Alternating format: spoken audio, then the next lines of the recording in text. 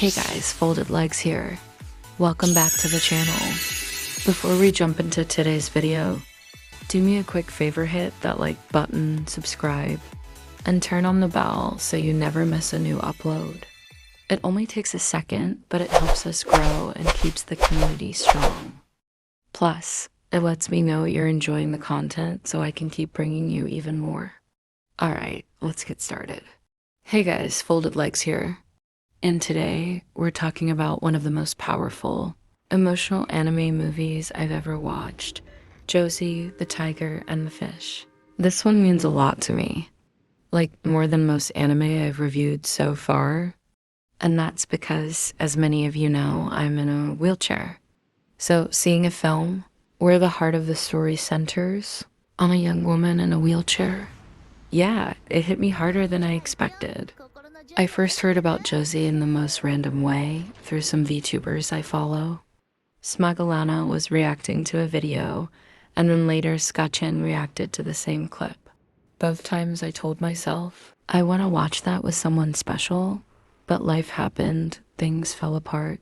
Money was tight, and I just didn't. For a long time, it sat in the back of my head like unfinished business. Then recently, I finally sat down and watched it. And oh my god, I don't think I've ever cried like that during a movie. Not little tears, I mean the ugly cry. The kind you try to wipe away, but it just keeps coming back. And I think part of why it hit so deep is because I saw so much of myself in Josie. She's in a wheelchair, isolated, with people in her life trying to keep her safe by keeping her inside. That loneliness, that feeling that people would rather you stay hidden than live fully. Yeah, that's not just anime, that's real. And it's something I've felt.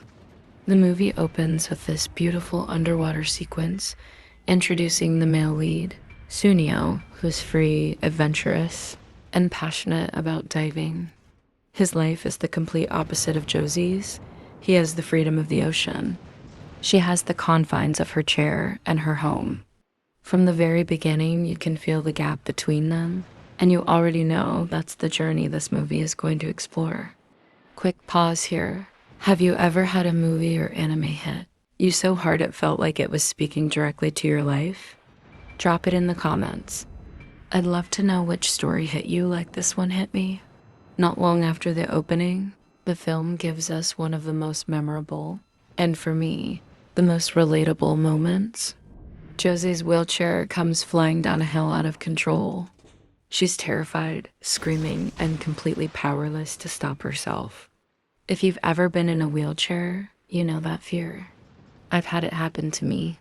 I actually posted a video where the exact same thing happened.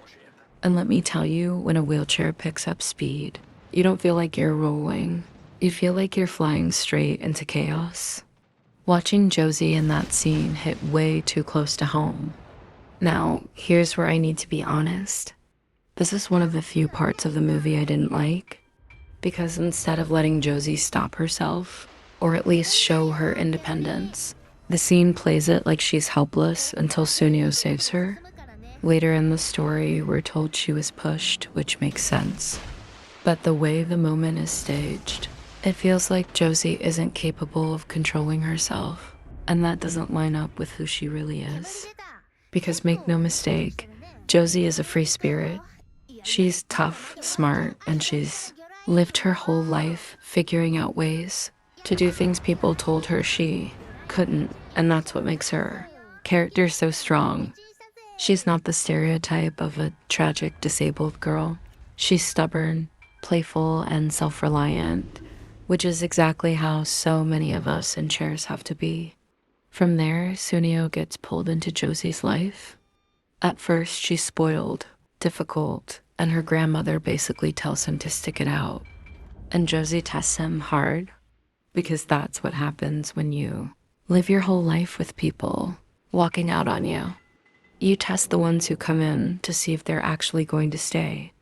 There's this wonderful little moment where she asks him to find her a 4-leaf clover.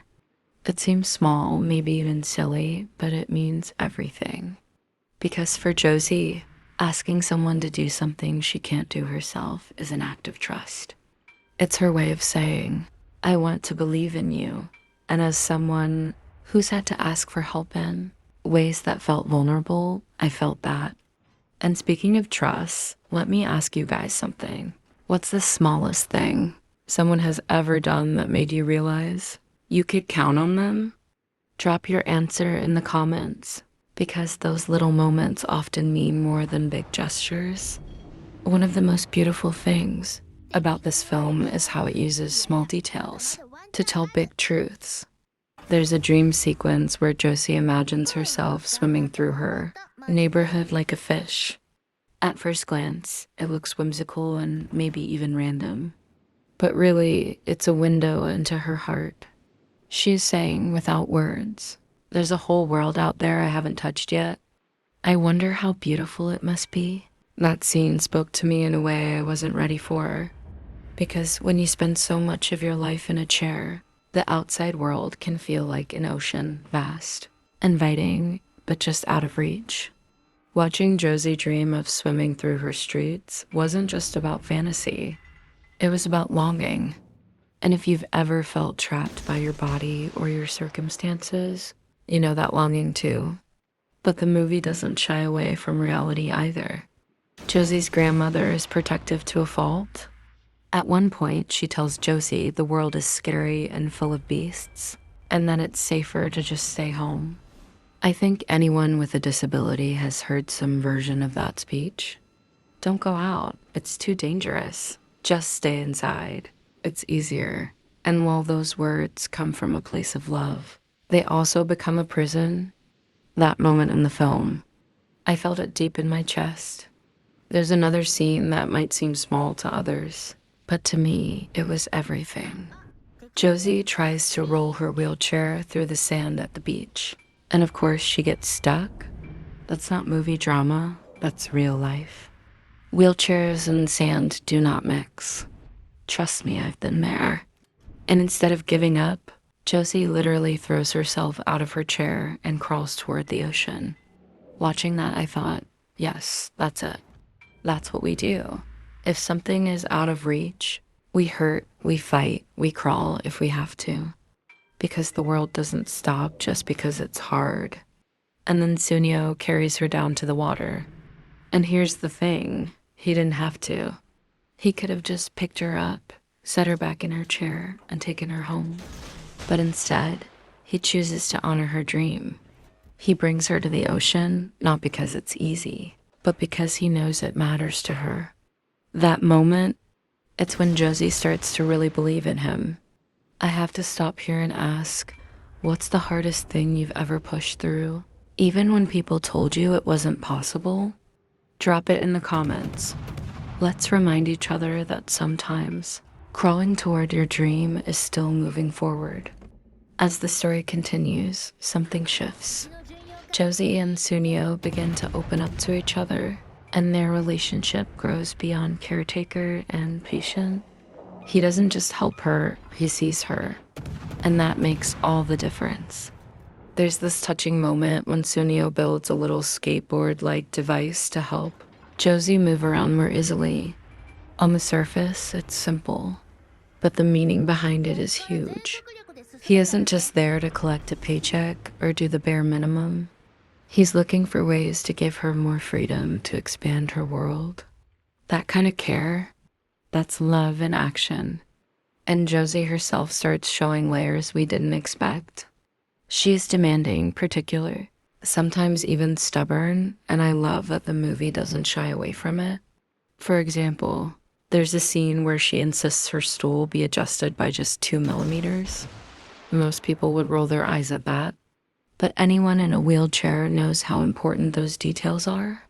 2 millimeters might sound like nothing to someone else, but to us, it can be the difference between comfort and pain, between independence and needing help. That detail hit home so hard for me, but it's not all tender moments. Josie struggles with insecurity, too, especially when she's reminded of the things she can't do. There's a heartbreaking scene at the diving shop where she meets Maya. The instant Maya shows up, Josie's confidence shatters. She compares herself to this able-bodied woman and immediately thinks, why would Sunio choose me over her? That spiral of doubt, of thinking you'll be replaced because of your disability, is brutally real. I felt it myself, and seeing it on screen made me ache for Josie. The film handles this tension with so much honesty. It doesn't sugarcoat how heavy those feelings can be, but it also shows how they don't define Josie entirely. She feels jealousy, she feels fear, but she also feels love and hope. She's human first, disabled second, and that's what makes her such a powerful character. Let me ask you guys, have you ever had a moment where insecurity almost convinced you to walk away from something or someone you cared about? If so, share it in the comments, because those stories matter, and I know we've all been there. And then the movie takes a turn. Life, as it always does, throws challenges their way. Josie's grandmother passes away, leaving her without the steady foundation she's always relied on. That grief hits hard because when you live with a disability, losing the people who've always been there for you feels like losing more than just family. It feels like losing your safety net, the ones who made the world a little less scary. To make things worse, Josie faces harsh words from Maya, who tells her that Sunio only stays out of pity.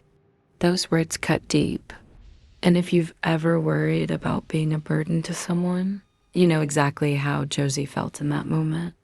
It's like every fear she had about not being enough suddenly got spoken out loud. There's a scene where Josie admits she throws away her art because she believes it's out of reach. That line broke me, because that's the exact feeling so many of us with disabilities live with. That dreams are always one step further than we can go, and eventually you start to wonder if there's even a point in trying. The honesty of that moment, the pain in it, is why this movie is unforgettable. And just when things couldn't feel heavier, tragedy strikes again. Sunio, the one person who's truly been there for her, is hit by a car. Suddenly, the strong one in her life is lying in a hospital bed, unsure if he'll ever walk again. Watching Josie see him hurt, watching her wrestle with guilt that he got injured while looking out for her, that was devastating. Because for someone disabled, one of the worst fears is not only being hurt yourself, but being the reason someone else gets hurt while helping you. But this is where the film shows its heart. Josie doesn't run away. She faces the pain. She steps up in ways she hadn't before, and in doing so, she helps Sunio heal. It's such a powerful reversal, the one who everyone thought needed. Protecting becomes the source of strength. And honestly, that's exactly the truth. People like us, people in chairs, we're not weak. We adapt. We endure. We carry others just like they carry us. Quick break here. I want to hear from you guys. Has there ever been a time where someone thought you were the one who needed saving, but in the end, you were the one who gave them strength? Share it in the comments. Those moments matter, and they're worth celebrating. The final act of Josie, the tiger and the fish, ties everything together in a way that feels both heartbreaking and uplifting. After Sunio's accident, Josie has to face the reality of life without him at her side, at least for a while. There's a gut-wrenching scene where he doesn't know if he'll ever walk again, and she doesn't want to visit him at first. Not out of hate, but out of fear. Fear that her presence might make things worse, or that seeing him like that will shatter the little strength she has left. But eventually, her love pushes through. She goes to him, and her support becomes the very thing that helps him move forward. Josie also finds her own voice, literally. She reads aloud the story she's been writing, a story that reflects her dreams and her feelings. Through her words, she confesses her love.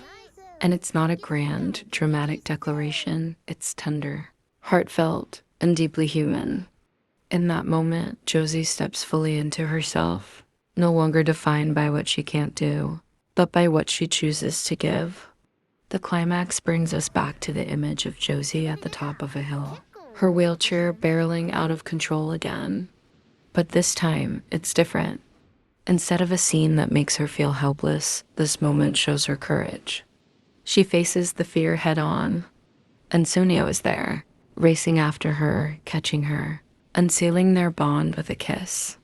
It's cheesy in the best way because it's not about perfection. It's about two imperfect people choosing each other anyway. For me, this ending wasn't just romantic. It was symbolic. Life in a wheelchair is full of hills, sometimes literal, sometimes metaphorical. Sometimes you roll faster than you can control. And yeah, sometimes you need someone to catch you. But other times you catch yourself.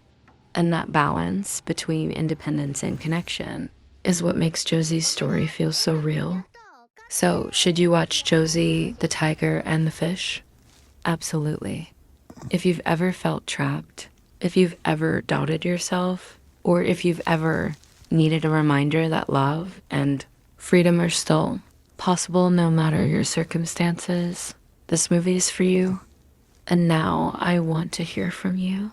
What's the one anime movie that broke your heart but also put it back together? Drop it in the comments. I need to build a list of emotional wrecks to watch next.